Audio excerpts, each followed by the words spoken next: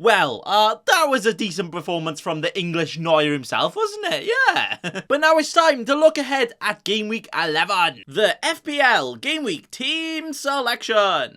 First, we give a review on how last week went. Then we look forward on to next week, selecting our team, making transfers, and choosing our captain. We're in Game Week 10. I scored 50 points, okay. Which makes my overall rank go down for the first time this season. My first red arrow to 24,000. I like it. Where my sexy team finished like this. Where I guess it really wasn't sexy, was it? Because, oh dear lads. 8 green arrows in a row since Game Week 1, despite scoring 99 points in Game Week 1. And we receive our first red arrow of the season to completely spin our jaw. But it's okay, because if you had told me that after Game Week 10, I would be 24,000 in the world, I would have honestly flicked both of your nipples, called you Wilfred Brony and everything, because I will definitely take that any day, big boy. Yes, please. Why does everything I say sound so sussy? Daddy? So now let's give a quick review of the last week and then a nice little preview of this week or next week. Do you say this week or next week? Game Week 11, there you go. We're in goals. Sir Aaron Ramsdale decided to be the goalkeeper of Score Hero, apparently, saving every single shot that was shot at him. Where he not only made the 8 saves altogether, but also kept that sheet extra clean, nice clean sheet in there, and also got 2 bonus points for a very naughty double-digit 10-pointer. Something you will never ever see from the salt and pepper nor spice keeper that is the Sanchez, and definitely not the Raya now because he's injured. So Ramsdale on the wild card worked. Hey! In defence though, Mr. Trent, what are you doing, lad? Where the crossing fetish man just proper disappointed, didn't he? With just a 1-pointer here, with no attacking returns in sight as well. Like, honestly, what am I paying 7 million quid for? Just some vibes? Nah, give me some points.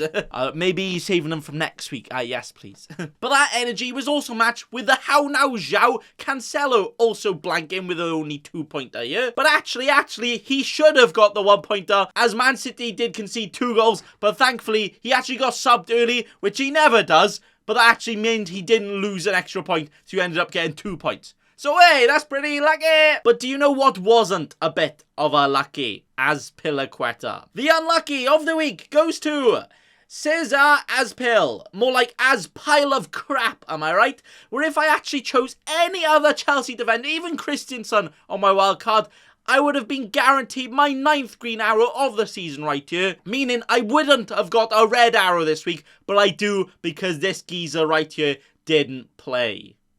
I like it! But then thankfully, there is some light at the end of the tunnel here, with the cheapest boy, Livramento, my Game Week 1 hero, actually getting the same amount of points as all 3 of my premiums added up and doubled. Wow, okay then. An absolute mad lad he is, isn't he? With a nice clean sheet there. I know, I made it sound like he got a massive haul. He literally just got a clean sheet. There we are then. Then Captain Salah also wasn't too shabby, right? We're not quite a massive haul, but at least he didn't blank, which is all I want from my captain, really, you know? And actually, my highest scoring player was Ramsdale. Why didn't I captain Ramsdale? Nah, never would do that in my life. Who would ever captain a goalkeeper? Cut to me, Captain Martinez last season. Just Captain Martinez. How did that go for you, Bacon Boy? It's ball in. No! No! Philip Foden was very unlucky not to get an assist this week, where I think he was actually halfway down the motorway and offside for when Man City did score. So yeah, it was offside, but he almost got an assist from that. The Brazilian Neymar, Rafinha, was also on it like Sonic here, with him finally getting some points, you know, with a nice goal and 2 bonus there. Oh, it was almost so much more. Like, it's so annoying. He should be getting like a 20-pointer every week. But then, nah, single digit every time. And then somehow, the king, Joshua Brownhill, was actually subbed on in my team because of that Azpil no-show, but then also Mbuemo didn't play as well. But actually, I did do the big brain moves of swapping Brownhill ahead of Duffy on my bench, meaning I actually got Brownhill's 2-pointer instead of Duffy's 0. Hey, FPL expert genius over here, aren't I just amazing? A great success. And then up top, we just got the bottom points, really, haven't we? Yeah. With the Jamie Vardy party cancelled for another week, with him getting back-to-back 1-pointers since I've got him.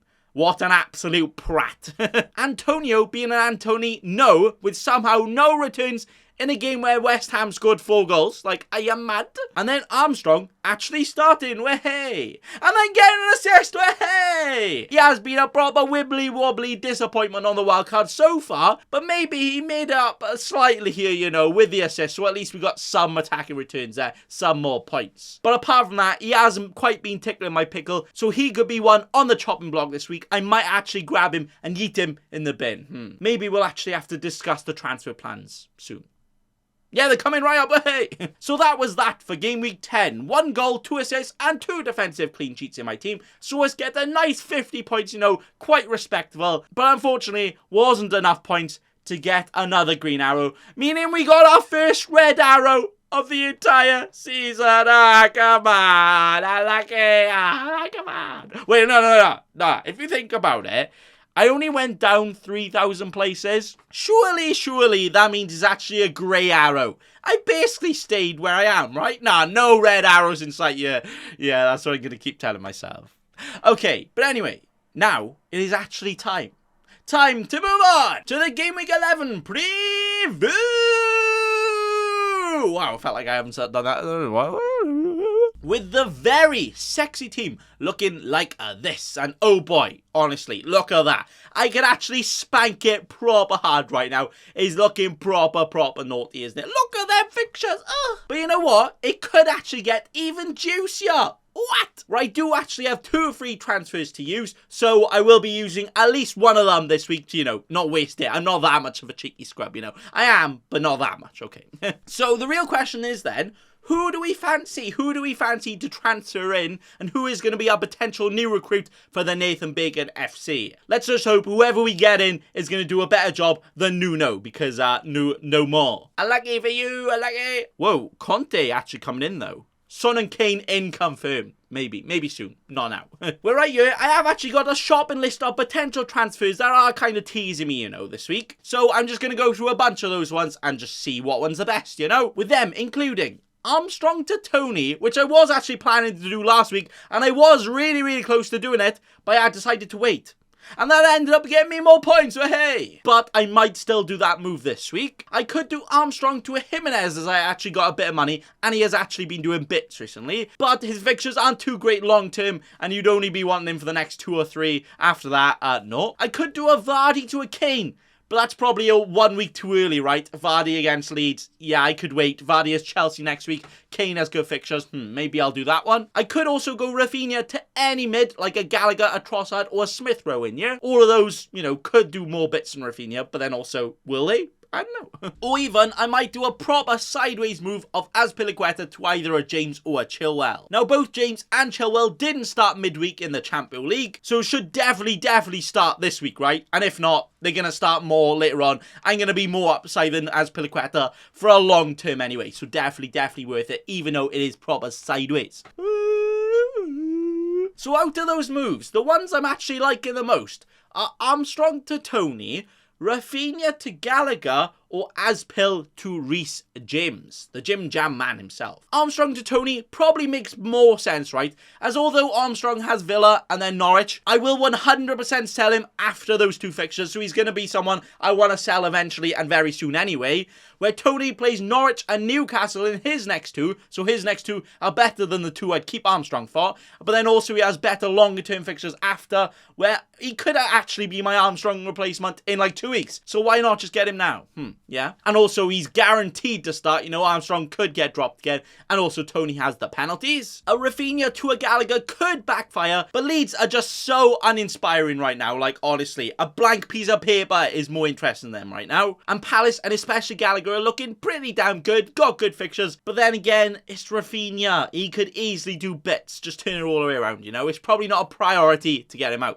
And then although Azpil to James seems like a proper crab simulator sideways move to the max, right? I'll ideally keep them for the rest of the season because Chelsea defence is just that good, right? I just won't even care about the fixtures. Get them in. So if you look at it from now to the end of the season, either one of James Chilwell, probably even Rudiger, will score more points than Azpilicueta, and I can actually save a bit of money if I go for a James there. So that is my thinking there. Potential more returns, even if it doesn't pay off straight away, with also saving a slight bit of money as well, which I could use to get to like a Kane or a Son very soon, you know? Yeah, sounds good. So yeah, out of those, I am more leaning towards definitely doing Armstrong to Tony, because yeah, why not? Fixtures and also penalties and all that. But then again, Armstrong could do bits against the Villa and Norwich, and I've already got some Brentford cover with the Mbeumo in there, so do I really need to do that? And then also, Azpil to James is definitely on the cards for me, and I feel like it's a move I'm going to eventually want to do every other week, so the fact that I have to use a transfer this week, maybe that one makes more sense, but then again, that could really, really easily backfire, because what if Azpil starts this weekend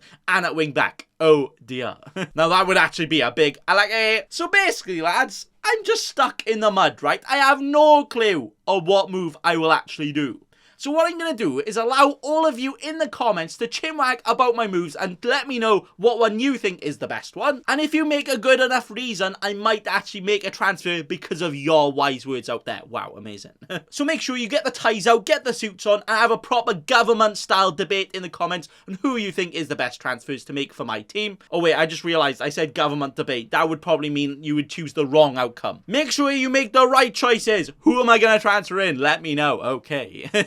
But all I can tell you right now is at least one transfer will definitely be happening. Watch it now. We come to the deadline and I've ended up taking a -4. I like it. So I will probably have to do a live Q&A to finalise those moves as well. And yeah. But let me know what ones you think, or just what ones you would do if you had my team, you know? Yeah. Sounds good. So for now then, let's just go through the rest of my team and see what kind of fixtures we have got going around, where hopefully we can bounce back from our grey arrow, right? Yeah, no red arrows in sight here, only greys and greens. Lovely. We're in goals. We have the Sir Aaron Ramsdale, showing us all last week why we chose him, right? He's just an absolute, I was going to say baller. He's an absolute glove. There we go. Where he has a very, very favourable fixture this week for a clean sheet, you know? But then again, might have to make some saves because Watford, and especially like Josh King and that, they just turn into prime Real Madrid with Ronaldo up top. Like, what's going on there? So maybe a good chance for clean sheet and saves here, getting all the points. Exactly why we chose the Ramsdale. Trent has the tough West Ham up for him, but it's either a Trent clean sheet or an Antonio goal. So yeah, just guaranteed points incoming, guaranteed, right? Guaranteed. In before Jared Bowen goal. I like it. Whatever Chelsea defender I actually end up with in Game Week 11 will play the Brexit Burnley this week, who have actually been doing bits in the attack recently, haven't they? But let's hope those bits fall apart to bits and bobs, as we're going to expect a nice clean sheet for the Chelsea here, because, you know, they're just that good, right? Like, honestly, how have they only conceded 3 goals in the league this season, and one of those was a pen? Are you mad? Cancelo and Foden have Man United away here, but I'm actually quite quietly confident they could do something, you know, because, you know, Manchester derby, Man City doing bits this season, and on their day, these two guys right here are just some of the best players in the world. So things you absolutely love to see when they get all the points. In before Cancelo 0 point, Foden benched. Then the Mo Salah man will play the West Ham just like the Trent too, because, you know, kind of plays on the same team. Well done, Bacon Boy. But maybe Salah can help Liverpool hammer the West Ham. Yeah, get it? Or at least blow some bubbles after he gets a nice goal or two. Yeah, sounds good. I wonder who's going to be my captain. We'll get onto that. Rafinha, if he is still here, will be playing against a Leicester team here. It will be pretty wibbly-wobbly at the back, to be fair. But again, I'm not too confident the Leeds right now. The sooner big boy Bamford gets back, the better, right? So if Leeds disappoint again, it might actually lead me to selling the Rafinha, which could be this week, it could be next week. We will have to see. Nah, can I actually sell Rafinha? He's just so good. If it was just on the player quality, I'd never get rid of him. But then Leeds, nah, he's just a one-man team right now. Him and Dan James, only good players that squad right now. Nah. Mbeumo and maybe Tony, if I get him in, will be playing against the Norwich at home here, which could be a very, very saucy double, you know, to get all of the points. But then again, Brentford attack, Norwich actually decent defensively the last few weeks. Do I need a double in this game? Or could I just keep an Armstrong over a Tony? See, I don't know. Jamie Vardy, who has been a proper party pooper. Not a Jamie Vardy party older right now, isn't he? Like, what's going on with him? But thankfully, he does play against the poor Leeds team this week. But then again, they've actually been alright defensively, just poor in attack. So I'm actually not too sure for Golassos for the Vardy here either. Oh dear. But you never know, it's Vardy. He just does Vardy things, doesn't he? He does what he wants. He's an absolute geezer. And maybe this could be my last week with him, and I use him to get to Kane later on. Yes, that sounds good. Antonio could also be a sell with his upcoming fixtures, including playing Liverpool this week. But I don't see too many other great forward options other than a Tony. And I feel like I'm going to get rid of Armstrong anyway. So there's no point getting rid of Antonio when I don't see too many great options. Like Jimenez looks good. But yeah, the fixtures actually get the exact same as Antonio's right now. So not really worth a swap. And I am going to be wanting an Antonio back soon when he has very, very naughty fixtures like Game Week 16 or something. So yeah, you might as well keep him for now unless another option pops up. Callum Wilson in 1 week. Mark my words, okay? And then to finish off the starting 11, we have the Adam Armstrong. But actually, are his arms strong enough to fight me off transferring him out this week? Or am I actually just going to leave him there for 2 more weeks where he gets all of the points? I don't know. Either way, I feel like it's going to be all of the headache, as I feel like you're going to make the wrong move either way. Come on. But no, I honestly don't know. Right now, though, he has Villa. Not a bad fixture at all for him if he starts. Imagine I keep him when he gets benched again. Oh dear. The bench, though, is looking actually very, very strong, you know. Get some protein shake on that bench, because that is actually too strong. With a Shane Duffy playing against the Newcastle, and then also a Livramento playing the Villa, who I honestly could start both of them over quite a lot of players in my team, you know. A Rafinha, Antonio Cancelo actually don't have the best of fixtures. I actually wouldn't be too surprised if I change my mind and decide to start Duffy over one of them. Doesn't sound right saying out loud, but sometimes that's just the way FPL works, and I could get more points that way. So, I might have to do that. I don't know. And then the only thing we got left for this week is the captaincy, where my captain this week is gonna be...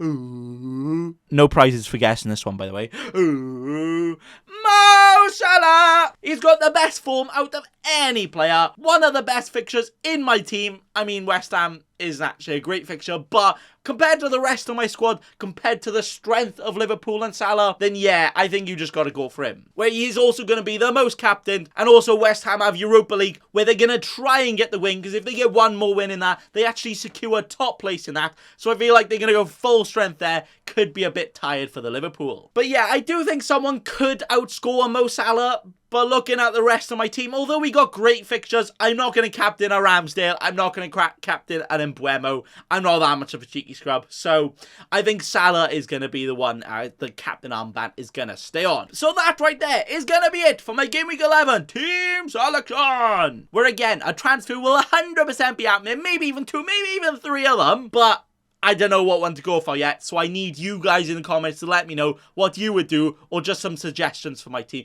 because that would be very, very much appreciated. Thanks very much. And also, thanks for watching. And also, remember... Don't be a cheeky scrub. Subscribe to Nathan Bacon right now.